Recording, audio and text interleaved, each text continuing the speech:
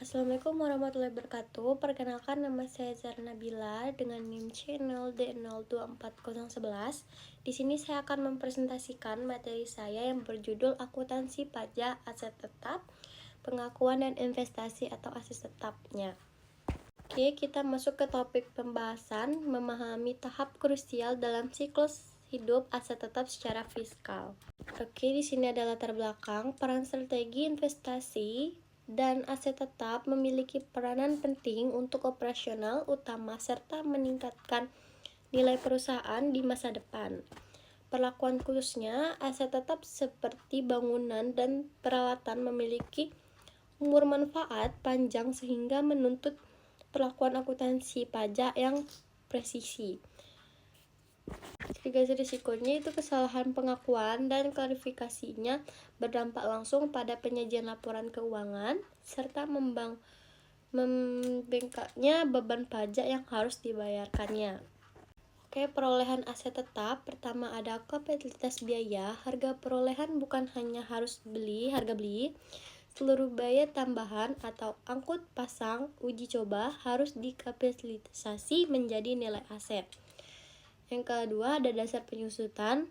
Penentuan nilai perolehan yang akurat sangat krusial karena menjadi basis utama dalam menghitung beban penyusutan tahunan. Ketiga ada risiko kesalahan. Kesalahan evaluasi awal mengakibatkan beban penyusutan fiktif dan laporan laba atau rugi fiskal yang tidak valid. Penjualan dan sewa aset itu penjualan aset tetap. Transaksi ini menuntut perbandingan antara harga jual aktual dan nilai buku atau sisa buku fiskal. Terdapat dua implikasi pajak utama. Yang pertama, laba penjualan itu diakui sebagai objek pajak penghasilan reguler. Yang kedua, rugi penjualan dapat diakui sebagai pengurangan penghasilan kena pajak atau PKP sesuai aturan yang berlaku. Terus keduanya ada penyewaan aset tetap. Perusahaan dapat menyewakan aset untuk pendapatan tambah.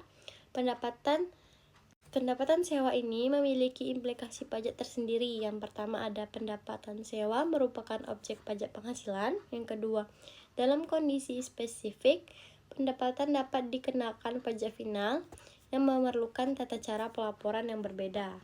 Penyusutan aset tetap. Pertama ada pengurangan pajak alami, yaitu penyusutan adalah proses alokasi biaya perolehan yang berfungsi secara fiskal untuk mengurangi penghasilan kena pajak atau PKP. Kedua, pemilihan metode. Pajak mengakomodasi metode garis lurus atau beban merata dan saldo menurun beban besar di awal. Pemilihan wajib konsisten dan sesuai jenis asetnya. Yang ketiga ada rekonsiliasi fiskal. Terdapat potensi perbedaan beda waktu antara umur komisi komersial dan fiskal. Koreksi fiskal mutlak diperlukan pada SPT tahunan. Di sini ada pertukaran aset tetap. Valuasi berbasis nilai wajar saat menukar aset untuk efisiensi operasional. Akuntansi dapat Perpajakan pemandangan pertukaran tersebut berdasarkan nilai wajar atau fair value aset yang dilepas. Selisih antara nilai buku aset lama dengan nilai wajar berpotensi menimbulkan laba yang terhutang pajak atau rugi yang dapat dikurangkan. Analisis transaksi mendalam membutuhkan untuk mencegah sanksi pada di kemudian hari. Ada revaluasi aset tetap atau surplus, nilai wajar dan besar nilai buku.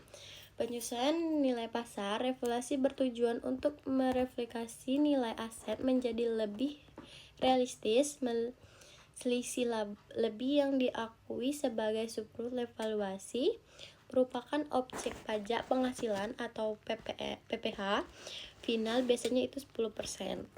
Namun hari ini memberikan keuntungan berupa peningkatan dasar penyusutan fiskal yang lebih besar di tahun-tahun mendatang sehingga menghemat pajak jangka panjang. Baik, sudah di tahap kesimpulan, berarti ini sudah akhir dari presentasi saya. Pengelolaan dan pencatatan aset tetap yang cermat bukan sekedar urusan administratif. Pemahaman yang komprehensif mulai dari perolehan hingga revaluasi adalah kunci utama dalam mengoptimalkan beban pajak secara legal, dan menjaga kualitas pelaporan keuangan yang akurat. Baik, sekian presentasi saya. Maaf jika ada salah kata yang saya sebutkan.